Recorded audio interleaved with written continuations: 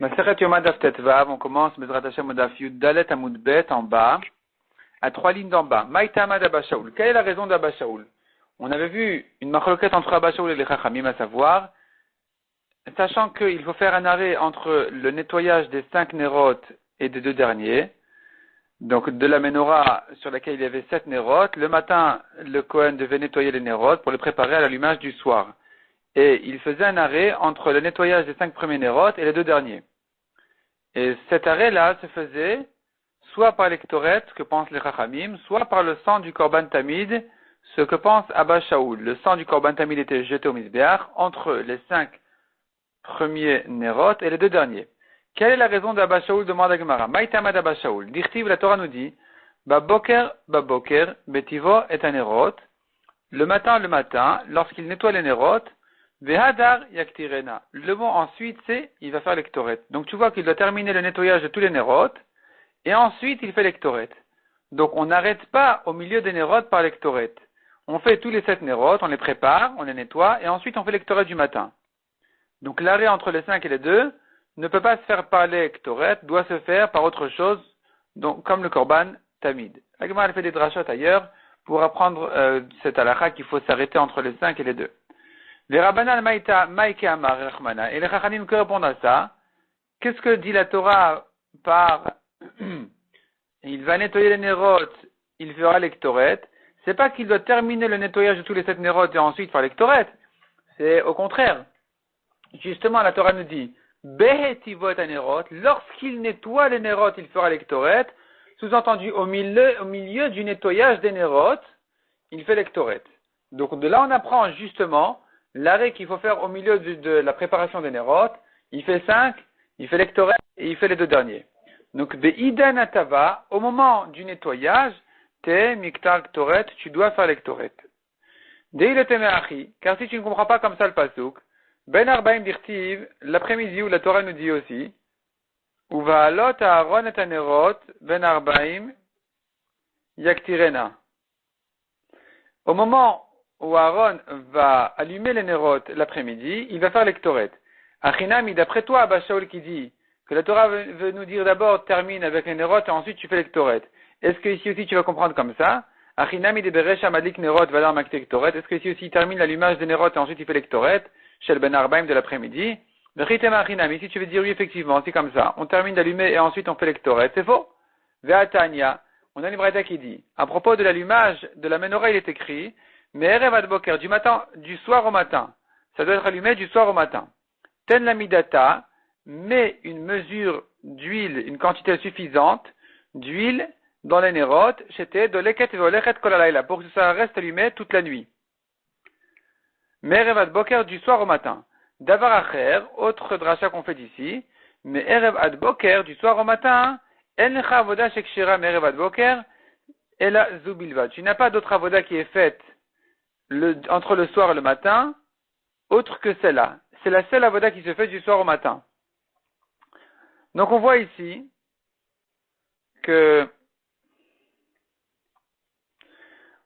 dit la Gemara, qu'il n'y a rien, aucune avoda qui est faite après l'allumage des nérotes. Donc d'après Abba Shaul qui comprend que le matin on nettoie et ensuite on fait l'ectoret, il devrait dire la même chose aussi pour le soir. Et il devrait lire le pasuk de la même manière. Quand la Torah nous dit, lorsqu'il allume, il fait l'ectoret, ça voudrait dire, après l'allumage, il fait l'ectoret. Or c'est faux. L'allumage, c'est la dernière chose de fait le jour. Il n'y a rien qui est fait plus tard que l'allumage.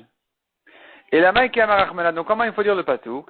La Torah veut nous dire, Beidan adlaka, te makta ktoret. Au moment de l'adlaka, de l'allumage, il faut qu'il y ait l'ectoret de fait. Achanami, ici aussi, Beidan atava, te makta ktoret. Au milieu du nettoyage des nérotes, tu dois faire l'ectoret. Donc c'est ce que pense Rachalim contre Abba Shaul. Ve Abba Shaul amar lecha. Abba Shaul te dira, qu'est-ce que répond à ça Abba Shaul?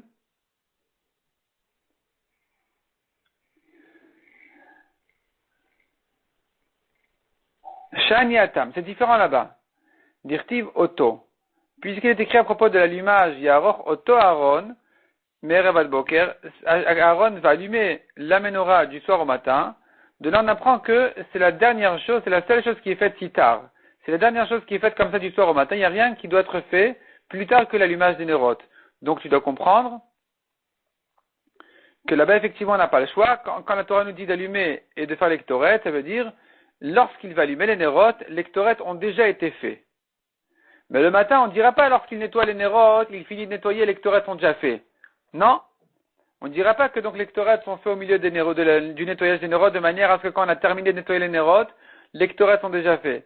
Ici, on n'a pas de dracha spécial comme l'après-midi. L'après-midi, à l'allumage qui se fait le soir, l'après-midi, c'est écrit auto. Il n'y a que ça, l'allumage qui se fait du soir au matin, qui se fait si tard. Mais lorsque la Torah nous parle du nettoyage le matin, elle n'a pas ajouté un mot qui nous apprendrait ça, donc on comprendra le passouk tel quel.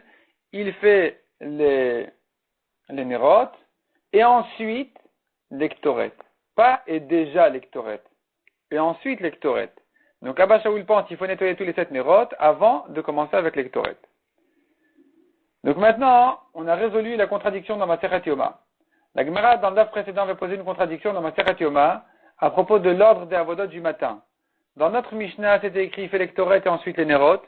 Dans la Mishnah du Perek Bet, du deuxième Perek de Yoma, c'est écrit que d'abord on fait les nérotes et ensuite l'ectoret. Réponse. Notre Mishnah, elle parle des derniers nérotes, donc l'ectoret se font avant. La Mishnah, dans le deuxième Perek, elle parle des premiers nérotes, qui se font donc avant l'ectoret. Rav Papa Amar le Kashia, Harabanan Abba Shaul. Rav Papa dit c'est pas la peine de résoudre comme Abaye la contradiction en disant 2 nérotes, 5 nérotes. On va dire tout simplement une Mishnah pense comme Rabbanan, une Mishnah pense comme Abba Shaul. Notre Mishnah nous elle pense comme Rabbanan. Donc c'est ce que dit la Gemara. Bema yukim talebatnitin, comme qui tu interprètes notre Mishnah de Achad ici, qui Rabbanan, comme les Chachamim qui disent que d'abord on fait l'ectoret et ensuite on termine les nérotes. Païs, qui Abba Shaul. Et la Mishnah du Païs, donc du Perek suivant, qui dit de faire d'abord les nérotes, ensuite l'ectoret, elle va comme Abba Shaul qui dit de terminer tous les 7 nérotes avant de faire l'ectoret. Et ma Sefa, viens on continue dans Masechet Yoma, on a encore une Mishnah qui dit là-bas. Cette Mishnah, elle parle de Yom Kippour. On amène au Kohen Gadol le Korban Tamid. Kratzo, il commence à le couper. Il fait la shrita.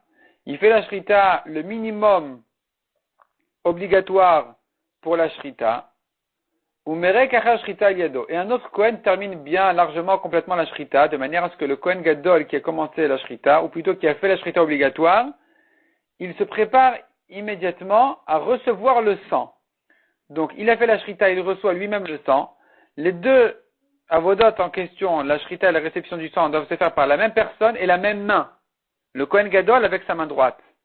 Donc, comment il va faire? Il fait la shrita, il coupe la majorité des simanim, la trachée artère et l'œsophage, et un autre Kohen termine de couper, une fois que la shrita est déjà kshira par le Kohen Gadol, et le Kohen Gadol s'apprête à recevoir immédiatement le sang de cette même shrita.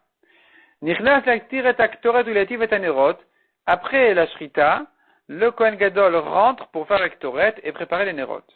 Qui pense comme ça? Que les ektorets se font avant les nérotes, atan les rabbanan. Ça va comme les chachamim qui disent qu'il y a encore des derniers nérotes à préparer après l'ektoret. Donc il se trouve comme ça. Recha vesefa rabbanan. La première Mishnah de ces 3 Mishnayot dans Yoma.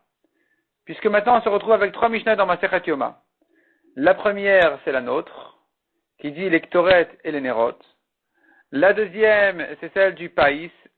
Là-bas, c'est écrit que on fait d'abord les nérotes et ensuite l'ektoret. La troisième, c'est celle du Kohen Gadol à Kippour. On a dit, il rentre pour faire l'ektoret et ensuite les nérotes. Donc la Gemara, elle finalement, elle constate qu'est-ce qui se passe maintenant. Recha vesefa Rabbanan. La première et la dernière Mishnah de ces 3-là vont comme Rabbanan, qui pense l'ektoret et après les nérotes, les derniers nérotes. Umetiata, et la Mishnah du milieu, Abba Shaul, elle va comme Abba Shaul de terminer les nérotes avant l'ektoret. C'est étonnant. Répond la Gemara Marlecha Rav Papa in. Rav Papa te dit oui, c'est pas grave. Recha vesefa Rabbanan, Umetiata Abba Shaul. La première et la dernière vont comme Rabbanan, celle du milieu va comme Abba Shaul. Il n'y a pas le choix. Donc maintenant, on a deux solutions aux contradictions dans Masechet Yoma. On a celle de Rav Papa qui dit les Mishnayot qui disent de faire les Nerot après les Ktoret, ça va comme Rabbanan. La Mishnah qui dit de faire les Ktoret après les Nerot, ça va comme Abba Shaul. Et n'oublions pas la première réponse qu'on a vue dans le précédent, de Abaye, qui disait, tout simplement, tout va comme Rabbanan. Les Nerot qui se font avant les Ktoret, ce sont les 5 premières Nerot. Les Nerot qui se font après les Ktoret sont les 2 derniers Nerot. Avec ça, on pourra résoudre toutes les Mishnayot. La Gemara maintenant, elle continue son raisonnement en disant, Bishlama Abaye la marque Rafapa. Je comprends Abaye qui n'a pas voulu dire comme Rafapa. Parce que Abaye ne voulait pas rentrer dans cette situation de Rafapa où on doit dire Recha Vesefa Rabanan ou Metiat Abba Shaul. La première et la dernière Mishnah vont comme Rabanan, celle du milieu comme Abba Shaul. L'homme au Kimla. Abaye ne voulait pas établir les Mishnayot comme ça. Et la Rafapa Maïtam a la marque Abaye. Mais Rafapa, pour quelle raison il n'a pas voulu dire comme Abaye? Dit tout simplement, tout va comme Rabanan. Les Ktoret se font au milieu des Nerot. Et avec ça, tu vas résoudre toutes les Mishnayot. Quand tu vois Ktoret avant Nerot, c'est les dernières Nerot. Quand tu vois Nerot avant Ktoret, c'est les 5 premiers Nerot. Amara te répond Rafa. Tana beresha atavat shte Nerot. Ve'adar atavat chamesh Nerot. Comment on peut dire une chose pareille? Notre première Mishnah qui dit les Ktoret avant les Nerot, elle parle des derniers Nerot. Et la Mishnah suivante, enfin la Mishnah dans le pérec suivant, qui dit de faire les Nerot avant les Ktoret, elle parle des premiers Nerot. C'est étonnant de dire une chose pareille, que la Mishnah commence par les 2 derniers Nerot, et après ça, elle traite le nettoyage des 5 premiers Nerot. Ve'abaye amar lecha. Abaye te répond, Orouye be'alma ou de kamori. Notre Mishnah ne vient que nous apprendre des halachot en général, elle ne vient pas nous apprendre l'ordre des avodot. Elle vient nous dire simplement, le Kohen Gadol, il faisait ci, il faisait ça, etc. Il faisait les Ktoret, il faisait les Nerot. Donc à partir du moment où j'ai quelques Nerot qui sont après les Ktoret, je peux dire comme ça ne me dérange pas. Dans les prakim suivants, les Mishnayot rentrent plutôt dans l'ordre de la Avoda. Mais c'est pas gênant. C'est pas gênant d'avoir commencé par les derniers Nerot, puisque le Tana de notre Mishnah n'est pas venu nous apprendre l'ordre de la Avoda. Il n'est que venu nous raconter qu'est-ce que faisait le Kohen Gadol pendant ces 7 jours-là. Donc, Orouye be'alma ou de kamore, ve'sidra ha'adar tanele. Donc ici, il ne fait que nous enseigner ce que faisait le Kohen Gadol les 7 jours. Ve'sidra, mais l'ordre des Avodot, Ha'adar Tanale, il a enseigné plus tard dans les prakim suivants. Donc c'est pour ça qu'Abaye n'est pas gêné de dire que notre Mishnah qui dit Ktoret et Nerot veut dire Ktoret et ensuite les 2 derniers Nerot. Et après ça, dans les prakim suivants, le Tana reprend l'ordre des Avodot correctement et nous dit de faire d'abord les Nerot, le nettoyage des Nerot et ensuite les Ktoret et après ça, les 2 derniers Nerot. Goufa, la Gemara reprend ce qu'on a vu dans le précédent. Balo lekel mizrachit tzfonit, on a vu à propos du korban tamid une machloket. De quelle manière on jette le sang du korban tamid? En général, le korban ola, on le jette shtaim shen arba, 2 fois qui en sont 4, parce qu'on jette dans les deux coins opposés, c'est-à-dire est-nord et ouest-sud. Et en jetant sur ce coin-là, ça va toucher 2 murs à chaque fois. Donc ils sont d'abord le mur est et mur nord du Mizbeach.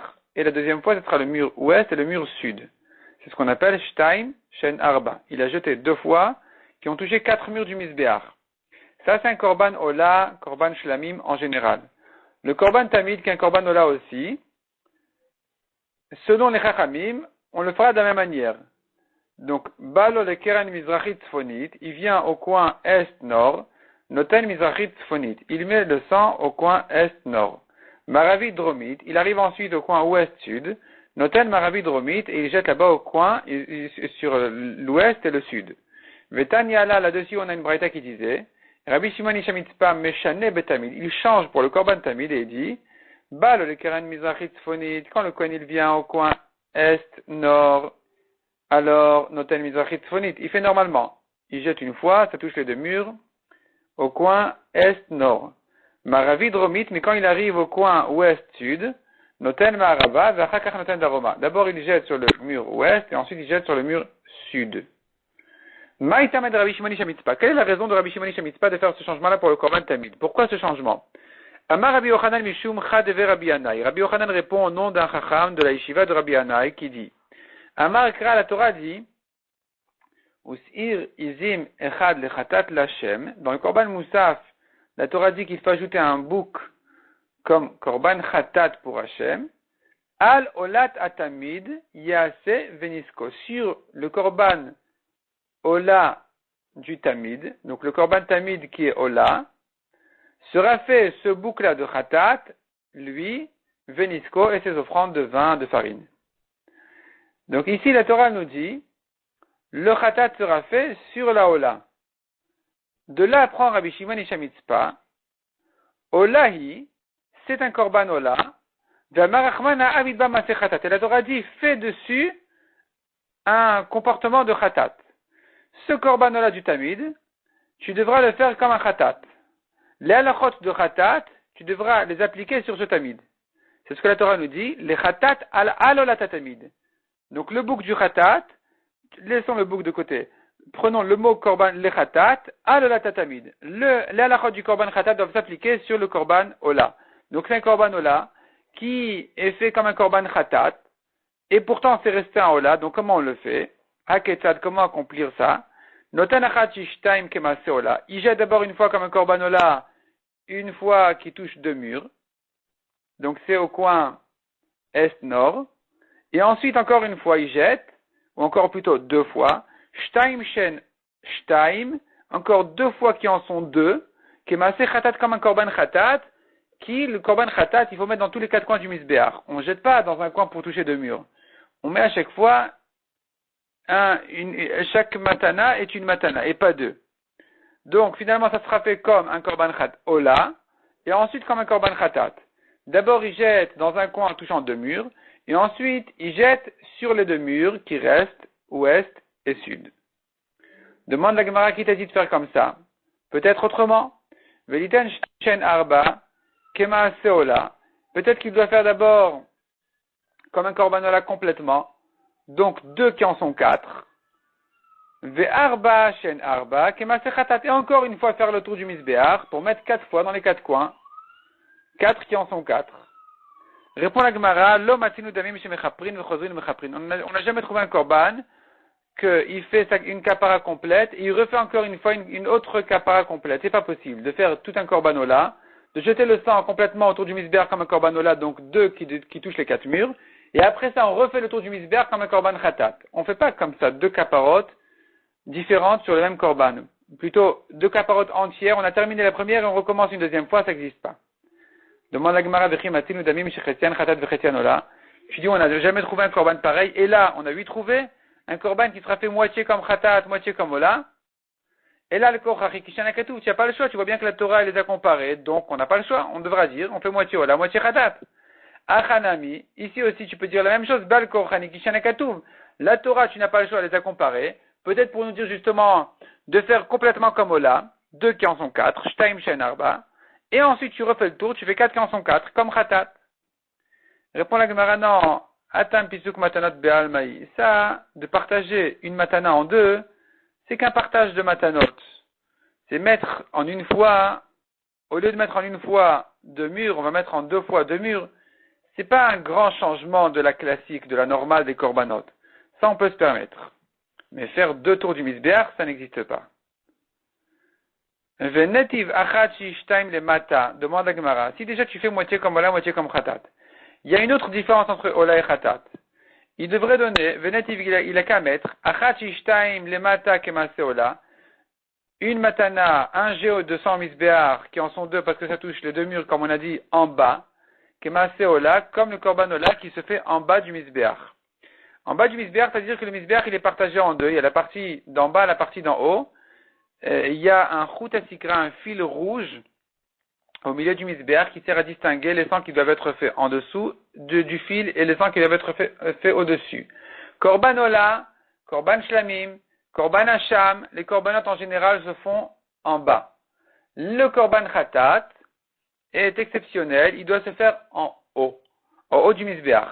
Si tu me dis maintenant, tu fais moitié comme ola, moitié comme khatat, tu n'as qu'à faire complètement moitié comme ola et complètement moitié comme khatat, c'est-à-dire, tu es en bas, tu fais achat shishtaim, un jet qui en sont deux comme ola, complètement. Après ça, tu montes et tu fais shtaim shen shtaim lemala, kemase khatat, deux qui en sont deux en haut, comme un korban khatat qui est fait en haut. Et chaque matana n'en est qu'une. et pas 2.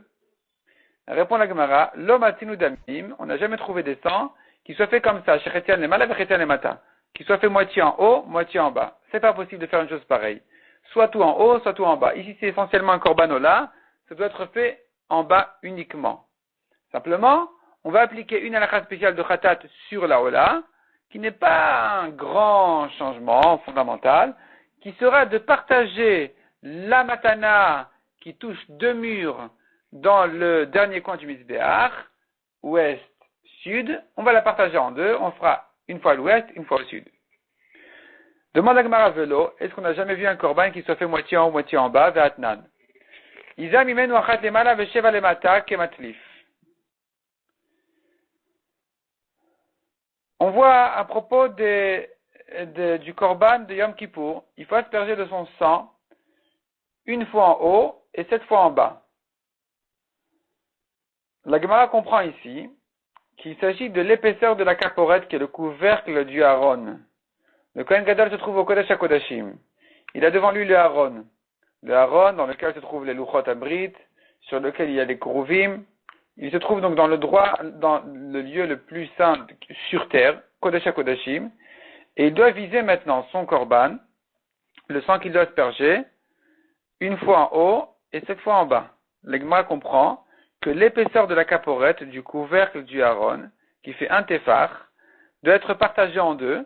Une fois, il doit asperger sur la moitié supérieure et 7 fois sur la moitié inférieure. Donc, tu vois ici, voilà un korban qui est fait moitié en haut, moitié en bas, en partie en haut, en partie en bas. Qu'est-ce qui te gêne de dire pour le korban tamid en général, qui doivent être faits de la même manière? Le début qui est fait comme là sera fait en bas, la fin qui est fait comme khatat sera fait en haut. Répond la Gemara Maï Kematlif. Que veut dire Kematlif? Marvera viuda kemenagadna. Comme le shliach bedin, le responsable au bedin qui frappe les gens, qui fouette les gens qui sont chayav malkout. C'est-à-dire, quand on a dit qu'il faut faire un haut et 7 en bas, on n'est pas en train de parler maintenant de l'épaisseur de la caporette et viser sur la moitié d'en haut et la moitié d'en bas. Une fois en haut et 7 fois en bas. C'est pas ça ce qu'on veut dire du tout. On veut dire Kematlif comme quelqu'un qui fouette. Il fouette, il frappe, il regarde pas si ça touche ici ou là-bas. Ça touche une fois ici, une fois là-bas, une fois ailleurs. Ici aussi. Celui qui asperge, il fait pas attention où exactement il asperge, mais simplement le mouvement, il est différent. Une première fois, il asperge vers le haut, et cette fois vers le bas. Mais c'est pas qu'il doit toucher l'épaisseur de la caporette en haut ou en bas. C'est pas ça ce qu'on veut dire. On veut dire qu'il est kématlif, comme quelqu'un qui fouette. Il fouette, il jette vers le haut, il jette vers le bas, c'est tout. C'est la direction. C'est pas l'endroit précis sur lequel va toucher le sang. Donc, on a repoussé cette preuve-là. On n'a pas dit une preuve d'un korban qui soit fait moitié en haut, moitié en bas. Demande la Gemara Velo, ça n'existe pas, ve'atnan. Pardon, ça, on vient de dire tout ça. Velo, ve'atnan, encore une question. Ve'atnan. Il asperge du sang mélangé des corbanotes de Kippour, parce qu'on verra ensuite, il y a 2 corbanotes qui sont faits à l'intérieur, au Kodesh HaKodashim et au Kodesh, qui sont le taureau du Kohen Gadol et des Kohanim, et le Saïr Lachem, le bouc Lachem. Les 2 sont faits de la même manière au Kodesh HaKodashim et au Kodesh, comme on verra dans la suite de la Masechet. Et simplement ici, le Gemara ramène qu'à un moment donné, une fois qu'il a tout terminé, une fois qu'il a terminé d'asperger de leur sang dans le Kodesh et Kodesh et Kodashim, il doit mélanger les 2 sangs. Et de ce mélange-là, il doit asperger de ce sang-là, al ta'arosh al misbeach, sur le misbeach. Misbeach, on parle d'ektoret. On verra tout de suite ce que ça veut dire le mot al ta'aro. Sheva permim, 7 fois il doit asperger là-bas. La Gemara demande, Maïla va palgue de misbeach. Que veut dire le mot ta'aro? N'est-ce pas que ça veut dire au milieu du misbeach? Que de amreinche tartiara ou palga de yoma, comme ce que les gens ils veulent dire sur midi. Ils disent tartiara, ce qu'on appelle taoraim. Le mot, la lettre tzadik s'échange avec la lettre tête, ça devient tara. Donc tara qui veut dire midi, palga de yoma, milieu du jour. Ici aussi, on dit Tarosh al Misbeach pour dire le milieu du Misbeach, il asperge 7 fois. Or, tu ne peux pas viser sur le milieu précisément pendant 7 fois. Obligatoirement, il y aura certaines azotes qui vont arriver en haut et d'autres qui vont arriver en bas.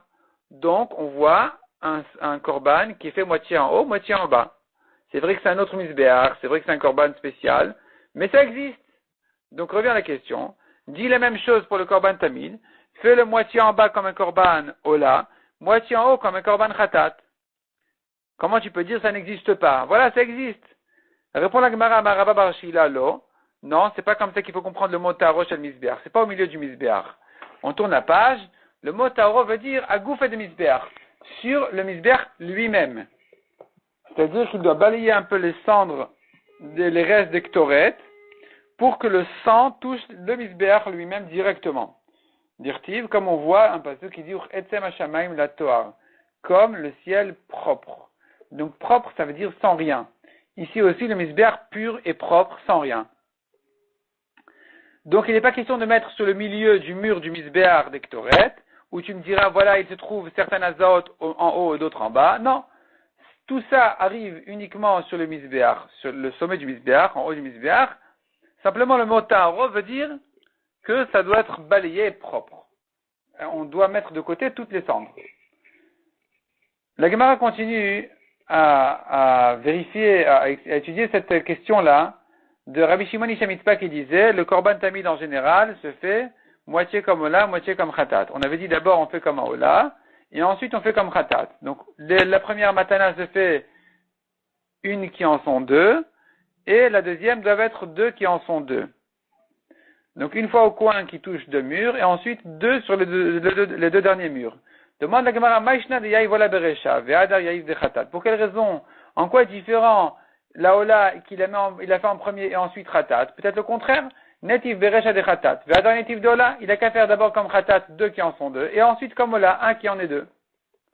Répond la Gemara Kevan de Olaï, Ikadma Beresha. Puisque ce korban est un korban Ola et pas Khatat, il est entièrement brûlé au Misbeach, c'est un korban Ola.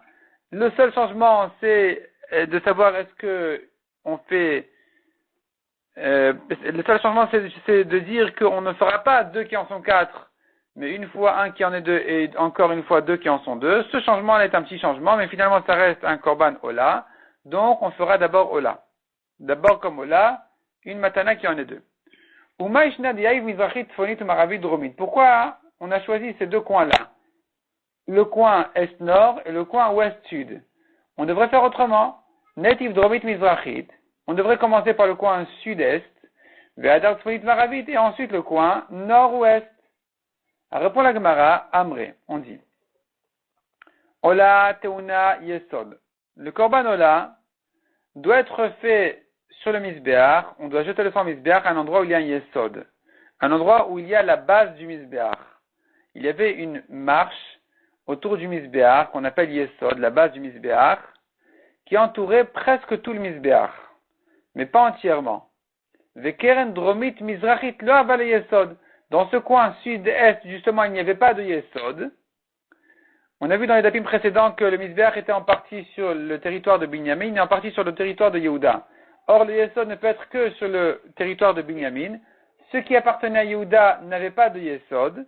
Donc, dans le coin sud-est, qui était encore chez Yehuda, il n'y avait pas de yesod. On ne peut pas jeter la balle sang du korban ola qui doit être sur le yesod. Donc, on ne pourra mettre que dans le coin, on ne pourra commencer qu'au coin suivant. Ce qui est est-nord. Là-bas, il y a déjà le yesod, dans ce coin-là. Donc, on va jeter sur le mur, au-dessus du yesod. Et le sang va couler sur le mur jusqu'au yesod, c'est bon. Et ensuite, on choisira l'autre coin opposé, qui est ouest-sud. Encore une question. Pourquoi on commence par le coin est-nord et ensuite le coin ouest-sud? On n'a qu'à faire le contraire. Netiv Veresha Maravi Dromit. Il n'a qu'à commencer par ouest-sud. Et ensuite il passe au deuxième coin où il faut jeter qui est est-nord. Répond la Gemara, c'est pas possible. Kevan Damarmar, puisqu'on a appris de notre maître qui disait Kol Pinot Chatapone. À chaque fois que tu tournes, lo yehu el derech yamin mizrach. Tu dois toujours tourner à droite vers l'est. Rashi explique que le mot vers l'est ne s'applique pas dans tous les cas. Ça dépend où on se situe. Mais la halakha, en général, elle est de tourner toujours à droite. Donc, puisqu'il faut tourner à droite, en montant sur la pente du Misbéach, on tourne à droite, on arrive ici à l'est, effectivement. Dans ce coin-là, on ne peut pas s'arrêter pour jeter le sang du Misbéach. En réalité, comme on a dit, on ne monte pas sur la pente pour le Korbanola, mais on calcule les coins comme si on montait sur la pente. Parce que c'est ça l'entrée vers le Misbéach. Donc, je me situe au sud du Misbéach, là où se trouve la pente qui sert à monter au Misbéach, ce qui s'appelle l'entrée du Misbéach. Là-bas, dans ce coin-là, sud-est, je n'ai pas de Yesod, je ne peux pas encore jeter le sang du Misbéach. Je continue plus loin, j'arrive au coin est-nord. Là-bas, je jette pour une première fois. Donc, Beresha, Bea ou Paga. En premier, le coin qui rencontre, c'est le coin est-nord. Donc, c'est là-bas qu'il doit jeter pour une première fois. Après ça, il va au coin de l'autre côté, ouest-sud, et il va jeter 2 fois. Umimaï de Beola ou de Kamarachman Avid Bemaase Khatat, demande la Gemara. Qui dit que c'est sur le Ola qu'il faut appliquer dans la Chod de Khatat? Peut-être au contraire, Vedilma Bechatat ou de Kamarachmana. Peut-être que c'est sur un Korban Khatat qu'a dit la Torah. Avid Bemaase Ola. Peut-être que c'est le contraire. En principe, c'est un Korban Khatat. Applique dessus la halachot de Ola. Qui t'a dit que c'est un Korban Ola sur lequel il faut appliquer de la halachot de Khatat? Peut-être le contraire. Répond la Gemara. Los al Kadatar. Ne monte pas ton esprit de dire une chose pareille. Dirtiv car il est écrit. Al Ola Tatamid Yaseh Benitko. Le bouc de Khatat se fera sur la Ola. Donc on comprend, Maïka Marachmana, que veut dire ici la Torah? Mide de Khatat, les halachot de Khatat, Shadi Aola. Tu dois les appliquer sur le Ola. Donc essentiellement c'est un Korban Ola, simplement tu dois appliquer certaines halachot de Khatat, et c'est comme ça qu'on en est arrivé à cette conclusion. Le Korban Tamid est un Korban Ola, sur lequel on va appliquer des halachot de Khatat, et donc on va commencer par Ola parce qu'essentiellement c'est un Korban Ola, en jetant une fois qu'il y en sont 2, oui. Et après ça, on va appliquer à la halachot de Khatat toujours en bas parce qu'il n'existe pas un korban qui soit fait moitié en haut, moitié en bas.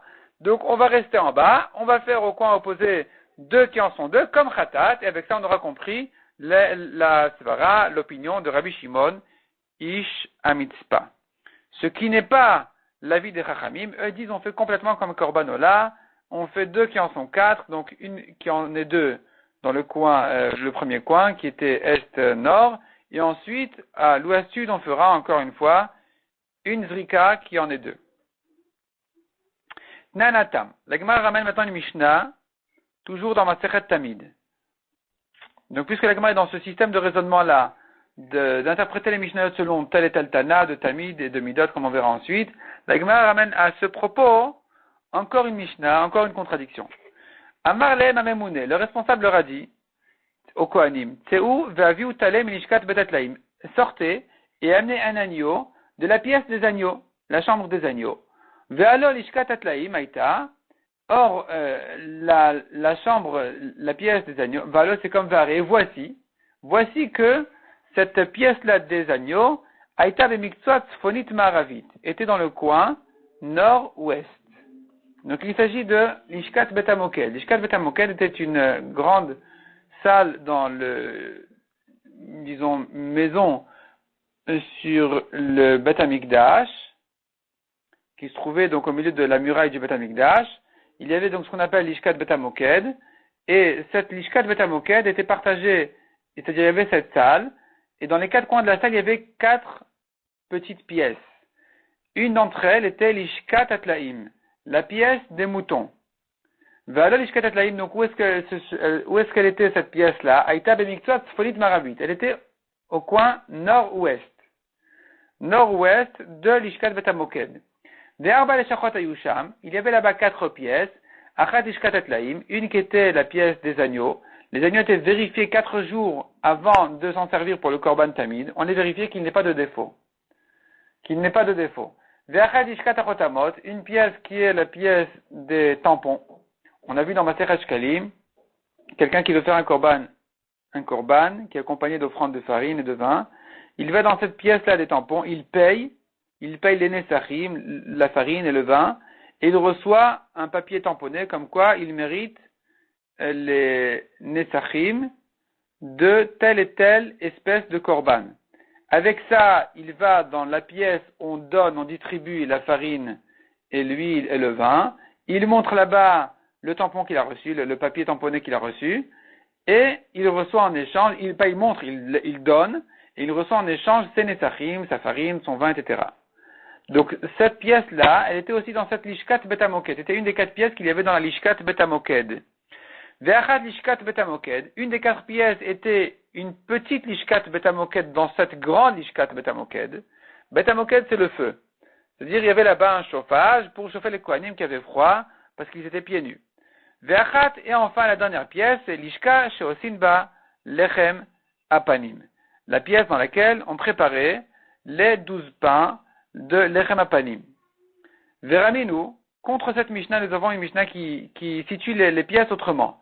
Et qui dit, Arba leshachot ayu le betamoked, il y avait 4 pièces dans ce betamoked, dans cette maison-là qui s'appelle betamoked, kekitoniot aptuchot et traklin, comme des petites pièces qui sont ouvertes et qui donnent sur la grande salle.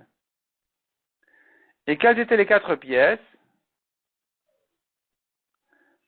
D'abord, shtaim bakodesh ou shtaim bachol. Il y en avait 2 sur la partie kodesh, parce que cette maison-là, elle était, comme on a dit, au milieu de la muraille. Et donc, ça dépassait des 2 côtés, vers l'intérieur du Beth Amikdash et vers l'extérieur du Beth Amikdash. Dans la partie intérieure, il y avait 2 pièces, et dans la partie extérieure, il y en avait 2 autres. Donc, shtaim bakodesh ou shtaim bachol. Les rachets paspasim mavdilin, et au milieu de cette salle dans laquelle se trouvaient les 4 pièces, il y avait des petits bois qui servaient à distinguer ben kodesh lechol. Il fallait reconnaître dans le Bet HaMoked, dans cette maison-là, il fallait reconnaître où se termine le kodesh, où commence le chol. Donc, il y avait justement ces petits bois qui servaient à ça. Ces petits bâtons qui servaient à ça. Umeayume shamshot, à quoi servaient ces 4 pièces? Ma'aravi dromit, la pièce de l'ouest-sud, Yaita lishkat la korban. C'était la pièce des agneaux du korban. Donc la pièce au coin ouest-sud. Or, on a vu en haut que la pièce des agneaux était au nord-ouest, pas ouest-sud, ouest-nord. Voilà la contradiction entre les Mishnayot qui sera traitée dans le daf suivant. Donc ici, on est encore au milieu d'une Mishnah, dans Masechet Midot. La Mishnah d'avant était dans Masechet Tamid. Cette Mishnah est dans Masechet Midot. Masechet Tamid et Masechet Midot sont 2 Masertot dans Seder Kodashim. Masechet Tamid, elle décrit le Korban Tamid, de quelle manière il était fait, quel ordre, toutes les avodot. Masechet Midot nous donne les mesures du Beth Amikdash, les mesures des pièces et des cours, etc. du Beth Amikdash. Elle nous décrit la construction du Beth Amikdash. Donc là-bas, dans Masechet Midot, on voit justement que cette pièce, la Lishkat Atlaim, la pièce des agneaux, était au coin ouest-sud et pas ouest-nord. On continue dans cette même Mishnah là de Masechet Midot qui dit Dromit Mizrachit, la pièce qui était au sud-est, Ilishka Shayu Osin Balechem Apanim. C'est la pièce dans laquelle on préparait le Lechem Apanim. Mizrachit Fonit, Est-Nord, Baganzu Betrashmonai. Dans cette pièce-là, on gardait les rois de Hashmon, les Hashmonaïm, quand ils ont vaincu les Grecs, au Nes Hanouka, ils ont détruit le Misbéach et ils l'ont mis là-bas dans cette pièce-là. Donc là-bas, ils ont gardé Avne Misbéach, les pierres du Misbéach, chez Shiktsum Malche Ovde Kochavim, qui ont été abîmés, qui ont été salis par les rois Goïm qui ont sacrifié des corbanotes pour l'Avodazara sur le Misbéach du Beth Amikdash. Donc les Hashmonaïm sont venus, ont détruit le Misbéach et ils ont gardé les pierres du Misbéach dans cette pièce-là. Sfolit Maravit, et enfin la pièce du nord-ouest, Bayordin et Betatvila, par là-bas on descend au Mikvé. Les Kohanim qui devaient se tremper au Mikvé, ils descendaient par cette pièce-là, il y avait là-bas un tunnel qui arrivait au Mikvé. Donc voilà une contradiction entre la Mishnah de Tamid et la Mishnah de Midot, à savoir, est-ce que la pièce des agneaux était au coin ouest-nord ou ouest-sud? Répond la Gemara, Maravuna, Mantana Midot, Rabbi Eliezer ben Yaakov. Qui est l'auteur de Masechet Midot? Qui est le Tana qui a enseigné Masechet Midot? C'est Rabbi Eliezer ben Yaakov, autrement dit, c'est une marloquette entre Tamid et Midot. Masechet Midot, c'est ce que c'est Rabbi Eliezer Ben Yaakov. Masechet Tamid, c'est les Chachamim en général. La Gemara ensuite va nous prouver que Masechet Midot a été enseignée par Rabbi Eliezer Ben Yaakov. On va s'arrêter là pour ce daf.